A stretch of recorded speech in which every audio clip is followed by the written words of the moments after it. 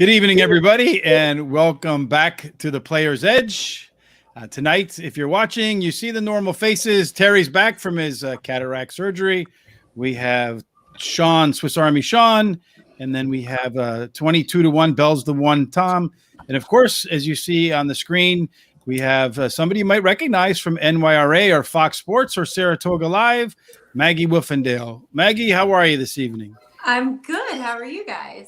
Doing good. You get out of the rain out of Saratoga today? Was it a little wet out there? Was it a little wet? I was just at a children's birthday party, and the house we were on, the street completely flooded. There was trash cans and trash floating down like a river. There was no break in the rain today whatsoever. So I think the best bet tomorrow is that we're off the turf.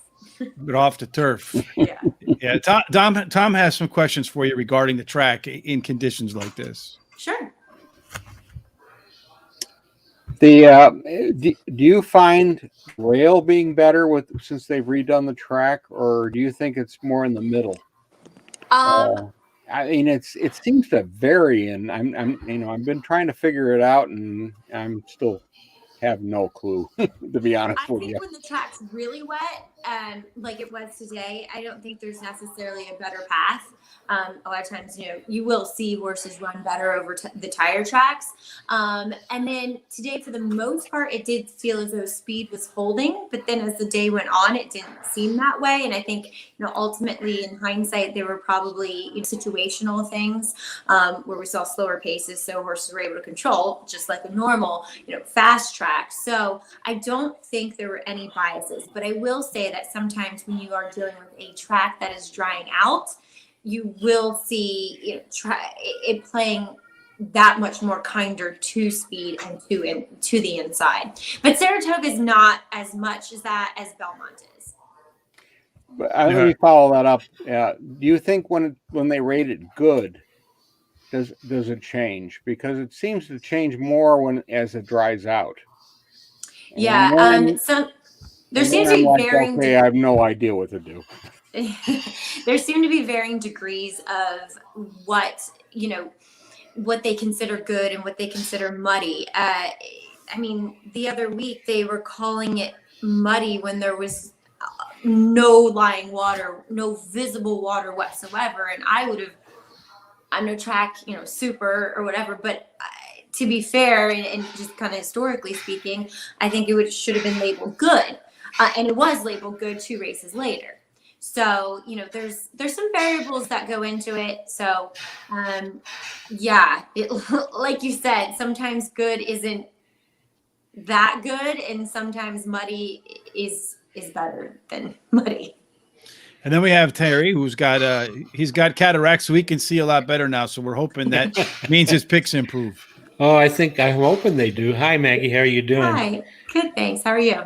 Good. And first of all, let me tell you, I really enjoy your commentary from the paddock and the interviews that you do. And I did have a quick question. I know I read an article that you really enjoy and have fun interviewing jockeys. So I was wondering, what has been your favorite jockey to interview? Well, I love interviewing them like whilst horseback right after they pull up. It's fun to interview them right in the moment. Some of the most insightful jocks that I've interviewed, obviously John Velasquez goes on the top of that list.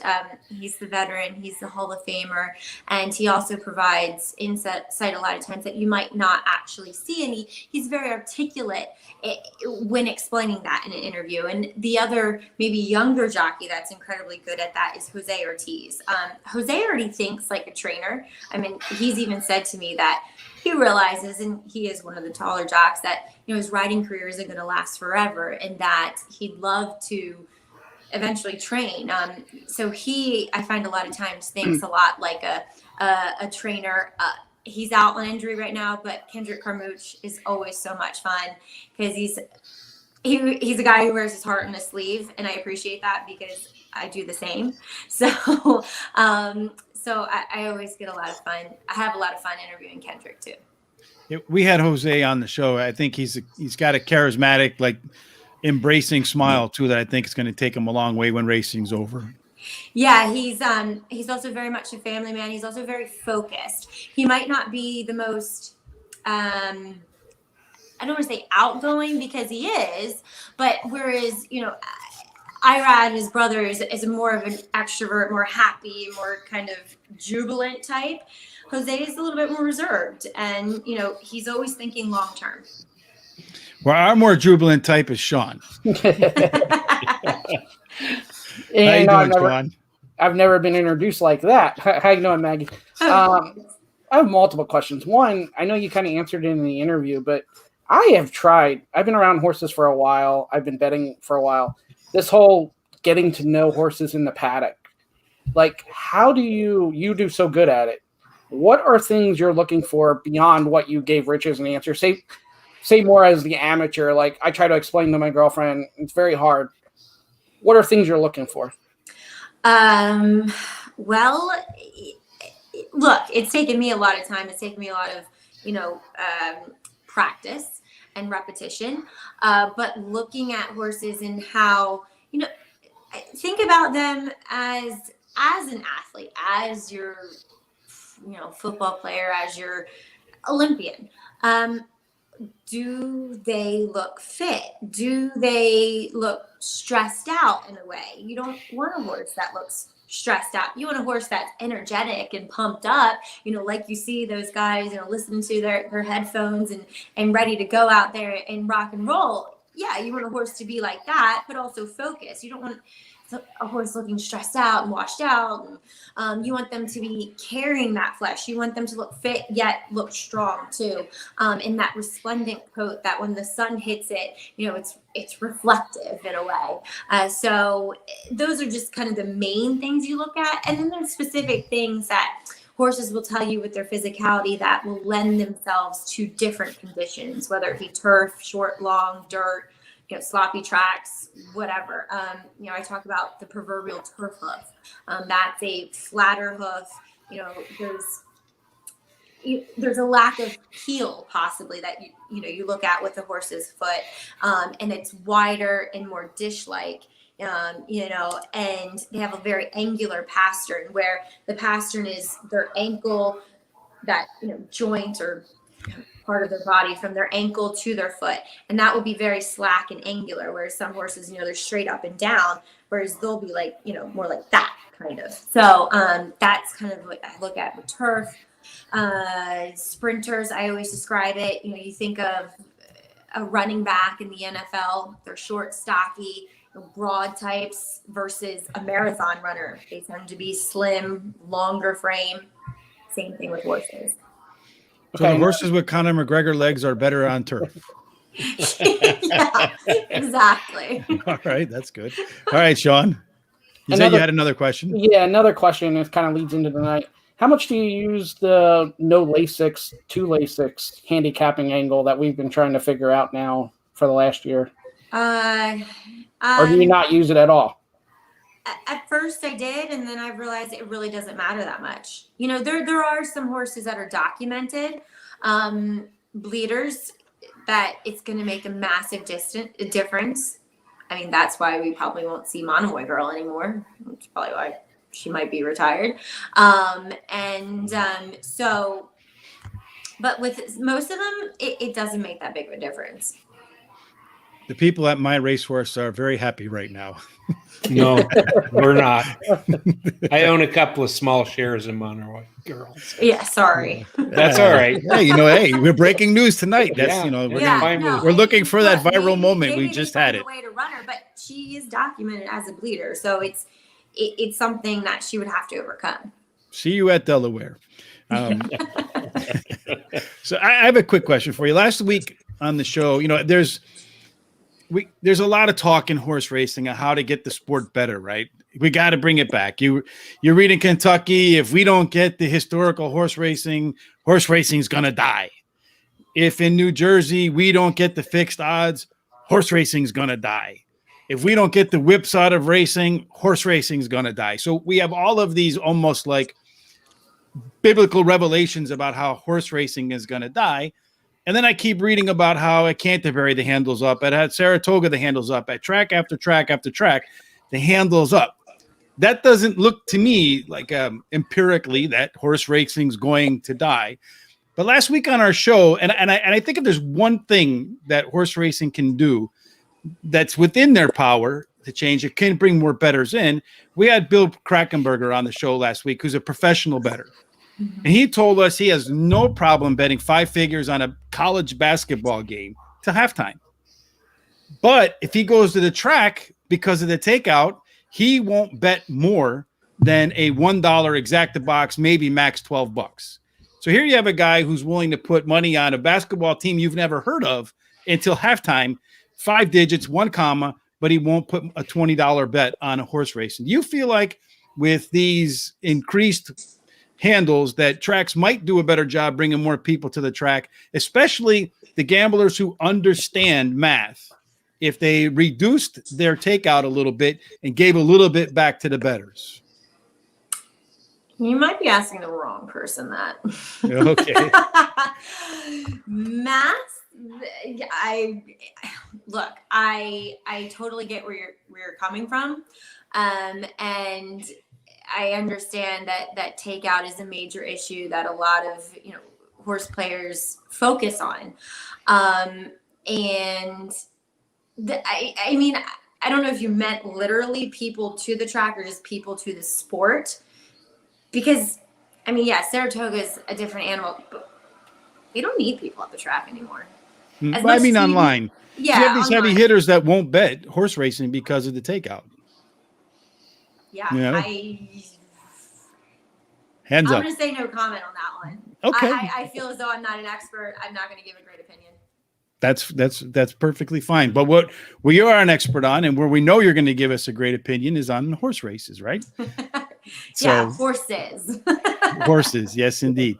So we'll get started. We're going to be at Saratoga, obviously, and we're going to start with the 3.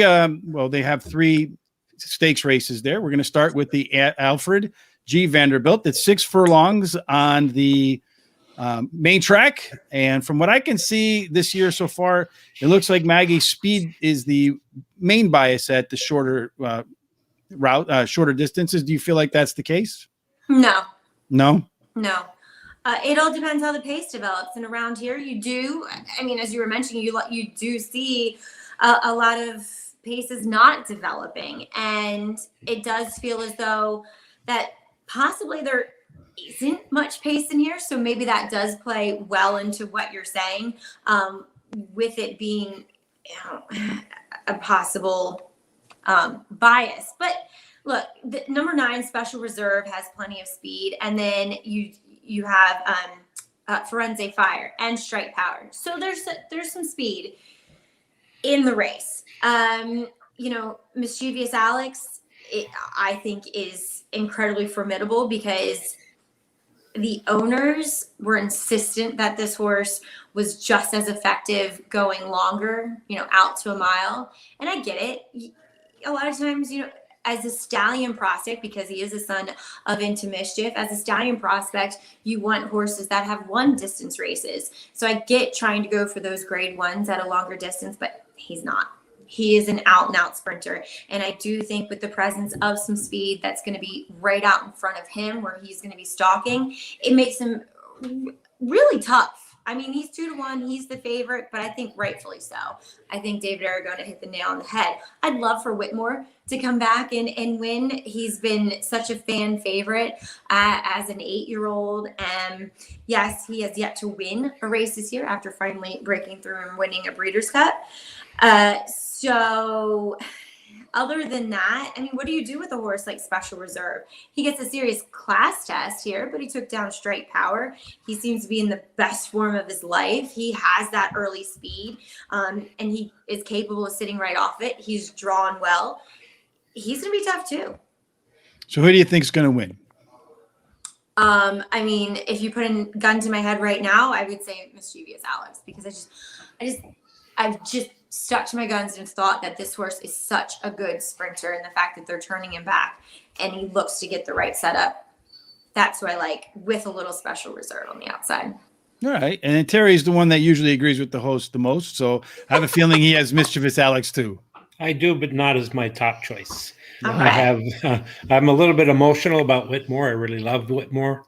I used to own a little bit of a horse through Churchill Downs Racing Club that ran against Whitmore, a horse named Warrior's Reward. Yeah. And so I was very familiar with this horse. So, Whitmore is the elder in the race and competing, of course, against horses half his age. But he's competed against the best of the best and never has embarrassed himself. Never.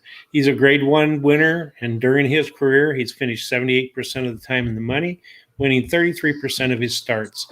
Today's distance is right in his wheelhouse, where he's finished in the money 24 out of 26 starts, and he's won 50% of those races.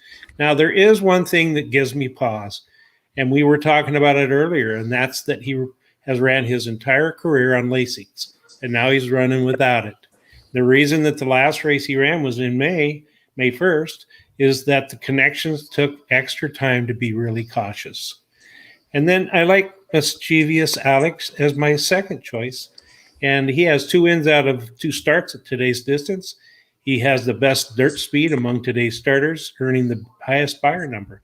He ran 3rd in his last race at a mile, but shortens up again today, which is a distance he relishes.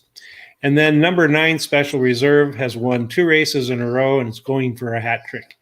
He has the highest last race speed rating among the starters, and his early speed running style will help his chances. And then number 3, Forensic Fire, is another older horse competing in the race, but he's in top form, and he's cutting back to 6 furlongs, where he has won 54% of his starts.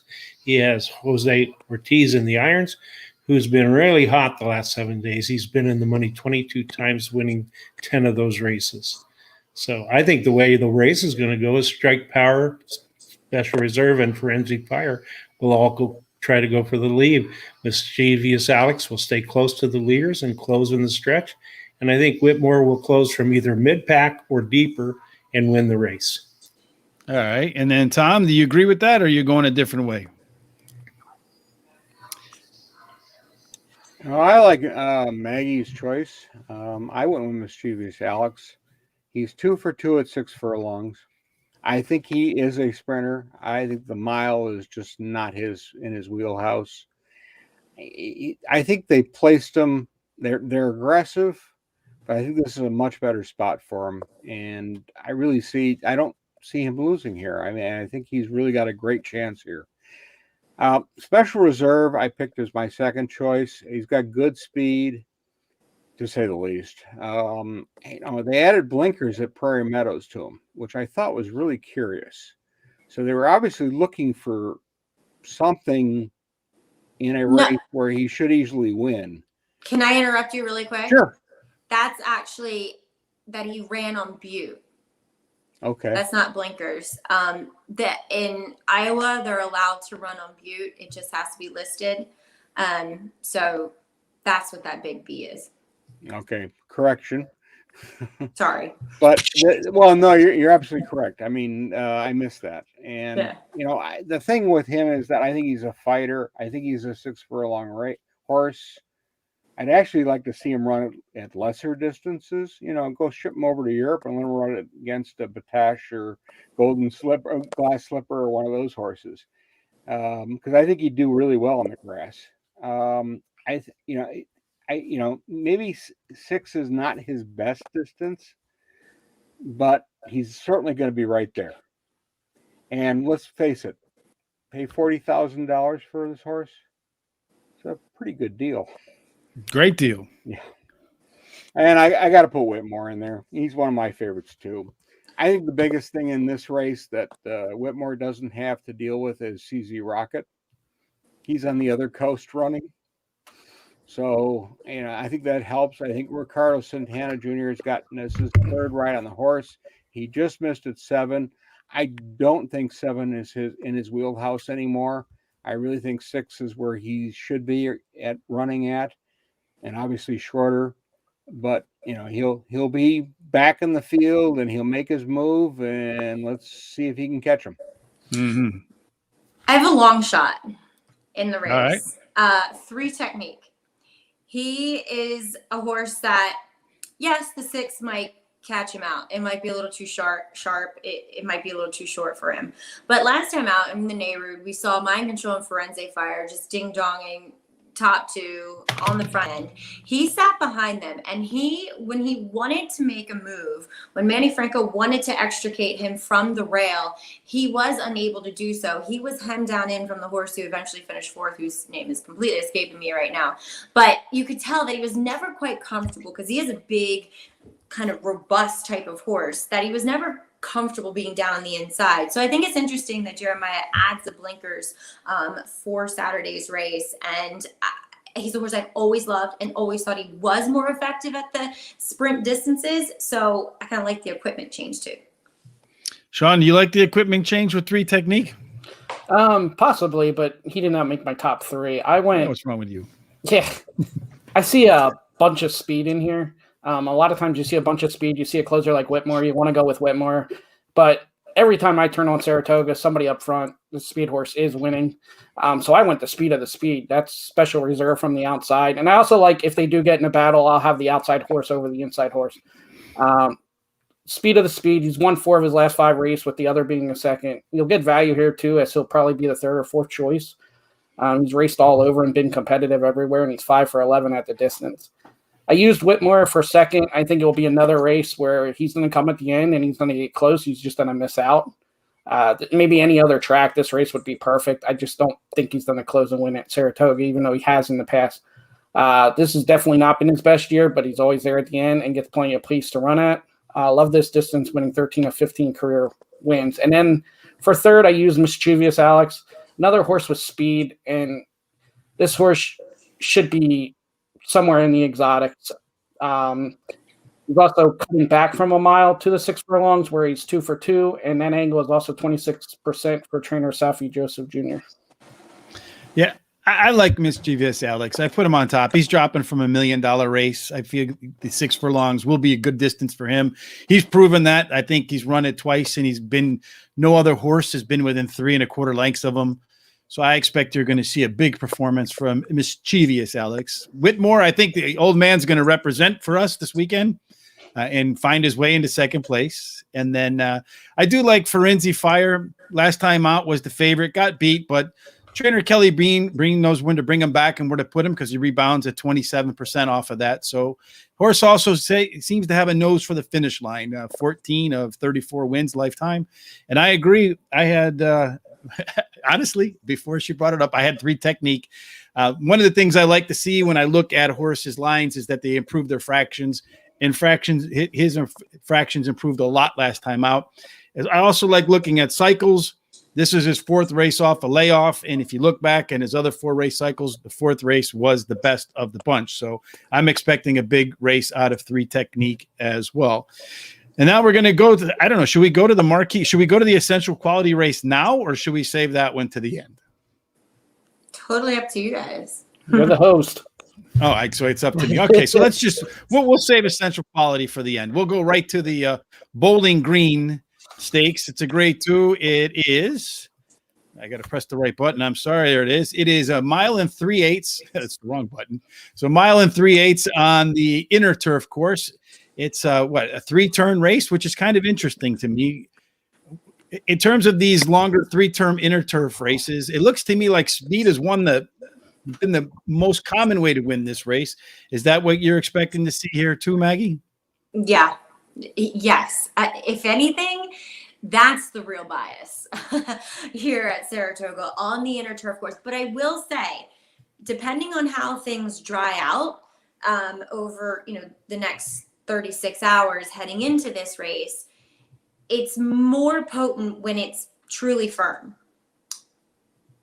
It is potent no matter what, because if you're trying to make, I can't tell you how many times as me, I've picked horses and they get these wide trips on the turf, and I'm like, well, there it is. Done. I'm done. Like, even in the first turn, it's you can't lose ground. You cannot lose ground on this inner turf course. And I do feel like that makes Channel Cat really dangerous here for Jack Sisterson. John Velasquez from the rail, he's going to know what his job is. And yeah, maybe they choose to get aggressive with cross border once again, because this is a horse that they've been rating, which I don't understand because he does have plenty of speed.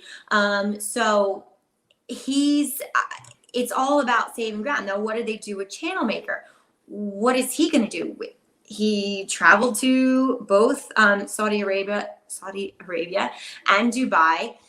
Sometimes we see these horses having difficulty overcoming it. It seems less frequent than what we had seen, going back several years. They seem to be able to overcome it. And I mean, how cool is he anyway, by the way? A 7-year-old, multiple grade 1 winner, 3.2 million as a turf horse. You don't often see that kind of stuff. And I thought running really well in defeat in the Breeders' Cup in his 3 starts back last year. So Channel Maker, he can be forward too. It's kind of a battle of the 2 English channels, in my opinion. But the thing is that John Velasquez is not going to give up that position on the rail. And he knows that this horse does his best running when on the front end, when he's able to control. He got embroiled in a big, pace duel last time out. So getting a little extra ground, maybe it softens those fractions a bit. And I think Channel Cat becomes the horse to beat, given the way that this turf course is played. Mm-hmm. Do you think Channel Cat is the horse to beat, Shawn? Yeah, I saw the same thing. I saw the rail and going for the lead. I didn't see much speed in here. So I think Channel Cat gets the perfect trip here. And has won at Saratoga and won 204 at the distance. I went with a long shot here for second. I went with Red Knight for second. Been in the exacta 16 of 25 career races. Has a win in 2 starts at Saratoga. I really like the addition of blinkers for the first time. Hopefully the horse could be a little closer to the pace. And then also gets Tyler Gaffalione for the first time as well.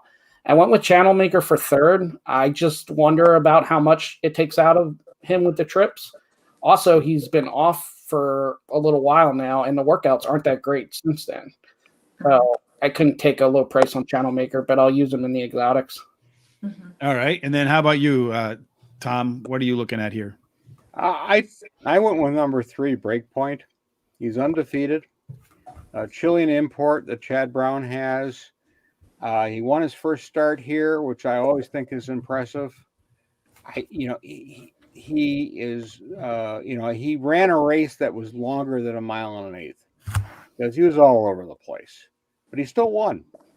And I also think that, with Don Alberto, he places top horses with Chad Brown. And the one that really comes to mind, of course, is Robert Bruce, who won the Arlington Million. I think he's the real deal. I actually think he's better than Robert Bruce, and I really think you're going to see a top performance out of this horse in this field, against this field.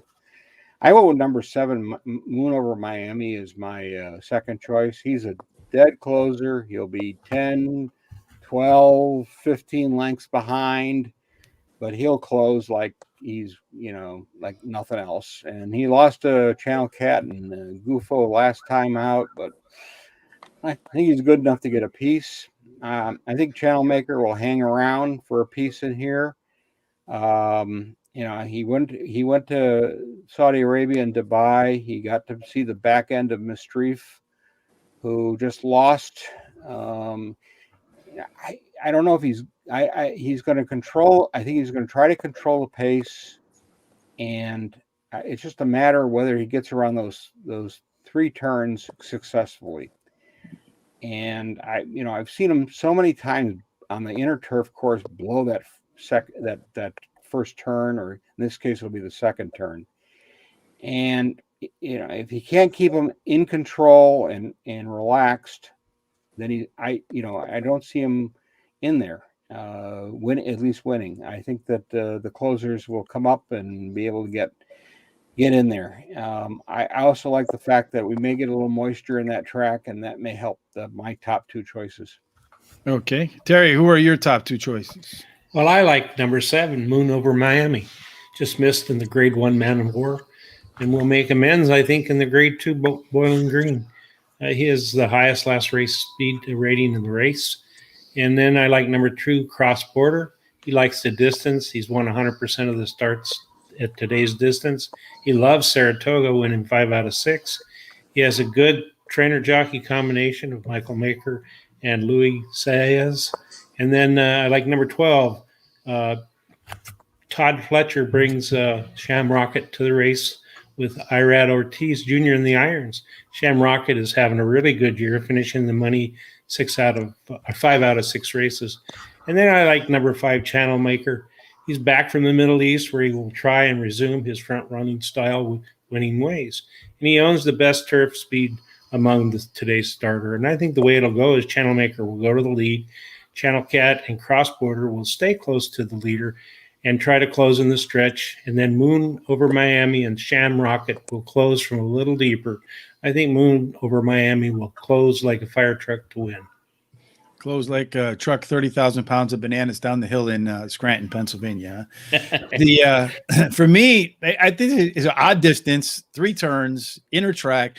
And then I think there's 3 the last 3 champions are in this race. So you got Cross Border, Channel Cat, and Channel Maker. So it's really cool. Yeah, that's pretty wild. I mean, how often do you see that? So it's an odd race with some odd combinations. And when I was going through it, of all the races we went through today, I felt like this was the most difficult one because you can go from top to bottom and you can make a case that every one of them could win, which is not always usually you can go through. And if you're struggling to handicap, you can X out a few and say, okay, this one's got no chance. This one's got no chance. Kind of like how I answered all of my math questions in high school.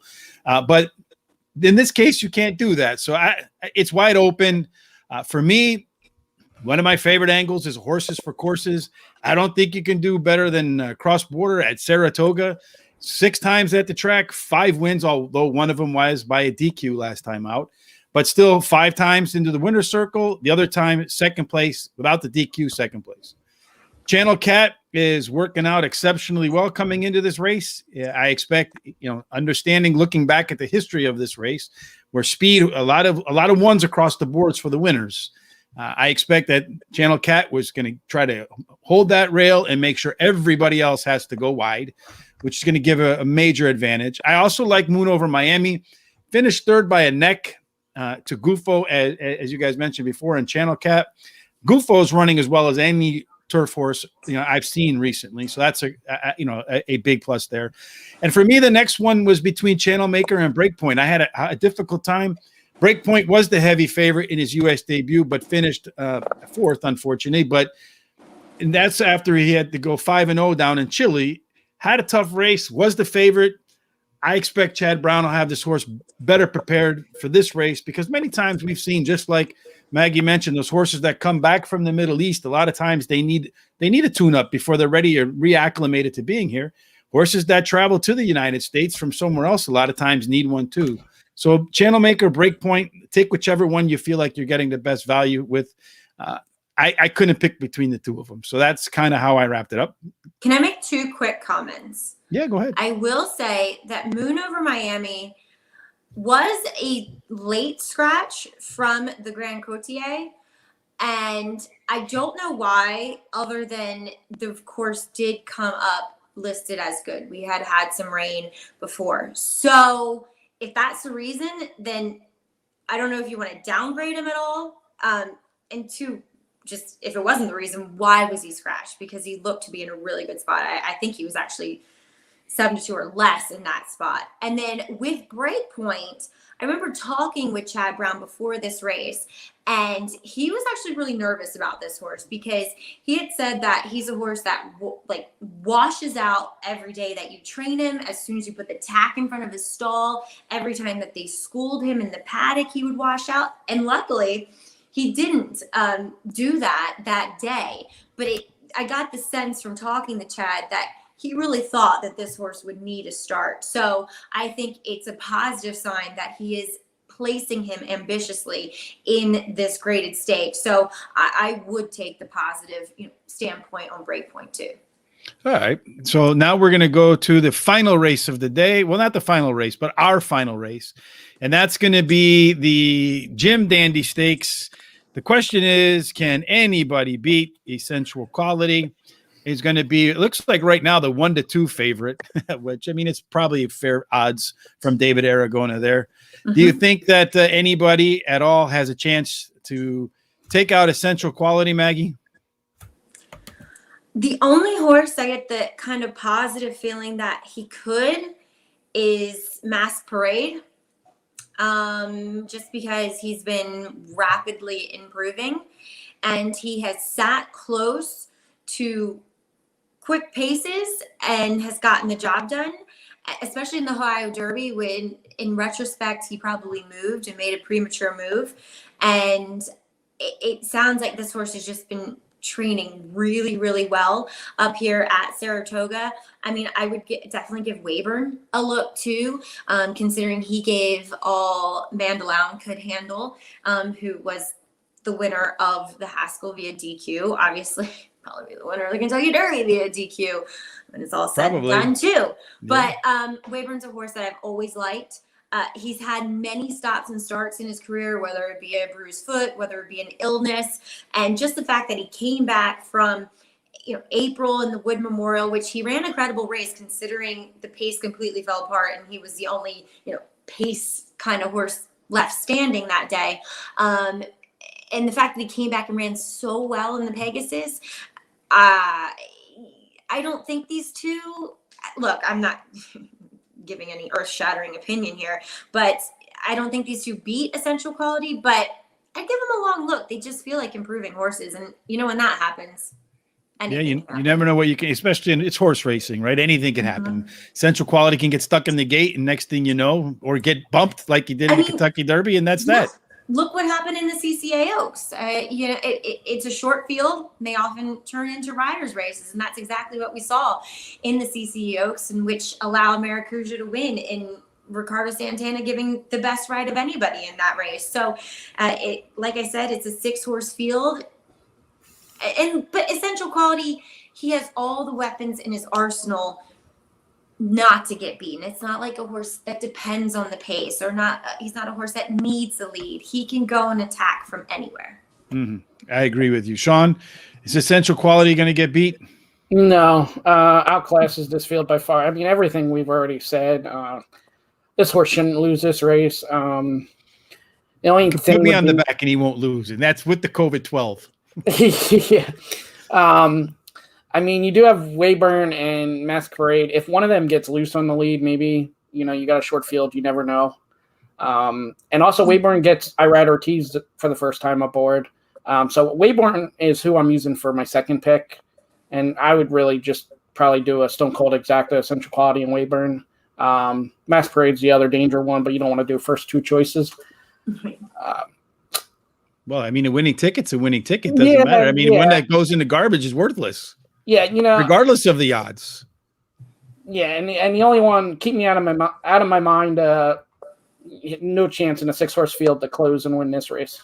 Yeah, I agree with you, Terry. You're the one that always says that. Where else can you double your money in 2 minutes and people complaining about 1-to-1 odds? Yeah, that's true, and I never could understand why people do that, but. If you get 1-to-1 on Essential Quality, everybody's running in the window here. Oh, heck yeah. I might mortgage my house. Yeah, Essential Quality is almost perfect, only losing in the Kentucky Derby. And the Derby is like a stampede breaking from the gate. And it caused him plenty of excuses, as he was bumped at the start and came wide into the stretch.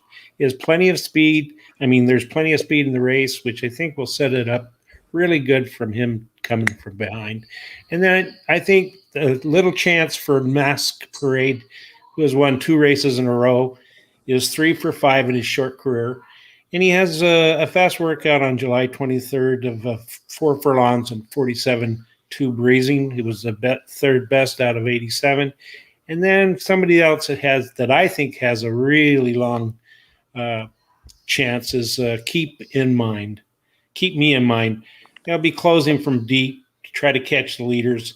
He has several bullet workouts in preparation for the race. And I think the way the race will go is what Weyburn and Dr. Jack will go for the lead. Mass Parade will stay close to the leaders and close in the stretch. And Essential Quality and Keep Me in Mind will close from deep. But I think Essential Quality will win the race easily. Yeah. Tom, you're usually the one that wants to try to find someone to beat the 1-to-2. I got a feeling you're not going to try to beat the 1-to-2.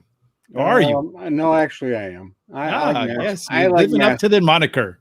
I like Mask Parade. I dismissed him completely in the Ohio Derby, and boy, was I wrong. because I like King Fury, and I thought for sure that horse was going to win, and yeah, no. So let's look at it. He won his maiden at Fairgrounds via disqualification. So of course I dismissed him out of that one. Then he comes back on an optional claimer in Churchill and wins by 11 lengths. Then you got to think, okay, this is maybe a serious horse, but again, he's not running. What is he running against? Goes in the Ohio Derby. It's an okay field, and he did really well. And but the thing that sticks out for me is that 47-2 breezing at Saratoga. Yeah, he's doing something right. And a late developing, he's taking a little time to figure out how to race. And so I've really got to take a close look at him, and I really think he's got a great chance here. I will say his workmate did win today. Yeah. In that race, or in that work, albeit it was a off the turf maiden 40. But yet he won. Still, that's the idea, is you win, and and that's the important thing. Unless you're Shawn. My angle on number 3, Wyburn, is he ran a great race against Mandaloon in the Pegasus. I mean, he ran his eyeballs out, frankly, and lost. Poor horse. He was he's 47-1 in the Gotham, and he wins.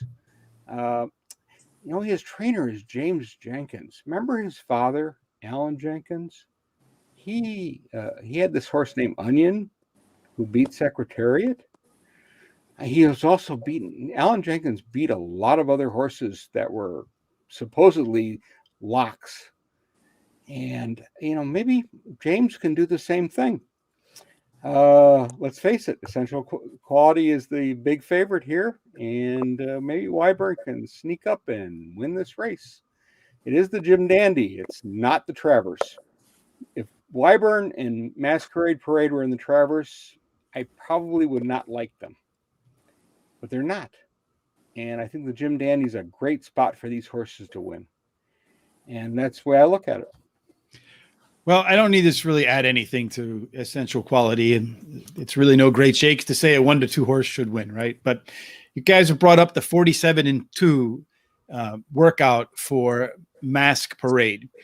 And that number stood out to me for one reason. And when you look at the horse's lines in actual races, that 47-2 that he did in a workout at Saratoga was the fastest 4 furlongs that he's put on paper, faster than what he put on in a race.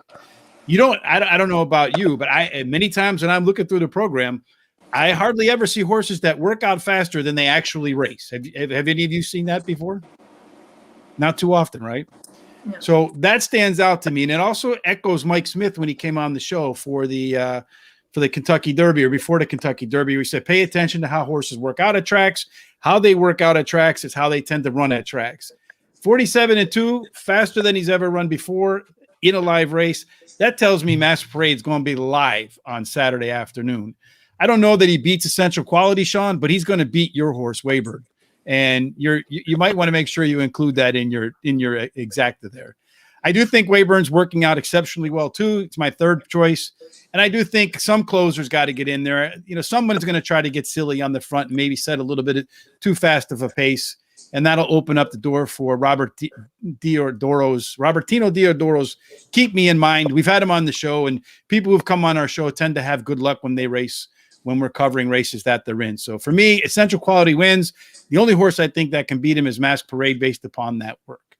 And that wraps up our picks for Saturday afternoon at Saratoga. Maggie, we 100% appreciate you coming to join us. It's been a lot of fun. I learned a couple nice things today about the horse hoofs. I never knew that before. So we always learn something new in the show, and I'll keep that in mind for 100% for sure. But when you're not on the track, you're not on a horse interviewing somebody, you are a member of the board of the Thoroughbred Retirement Association. I think you guys are having a wine and cheese or something like that, right, soon, or some kind of event? There's a lot of events. Tell us a little bit about it and how people can help. So the first event we have coming up is August 8th. Well, next event, I should say, is August 8th. We're partnering with Casamigos and the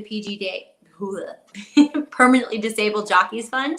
And so we're having the Saratoga Jockey Colony sign bottles of Casamigos, and we're doing a basically kind of like a barbecue dinner at the Adelphi. And so people can buy tickets to that. And then our big event is August 24th. And that is at the Saratoga Winery. And it's basically a barbecue too, and phenomenal pies. But that is a huge event that everybody is welcome to. It's $40 a ticket, and all the proceeds going to the TRF, the Thoroughbred Retirement Foundation. And just check out trfinc.org, and they will point you in the right direction as far as you can help, because the TRF, there's aftercare is really kind of elevated, obviously, over the past 10 years.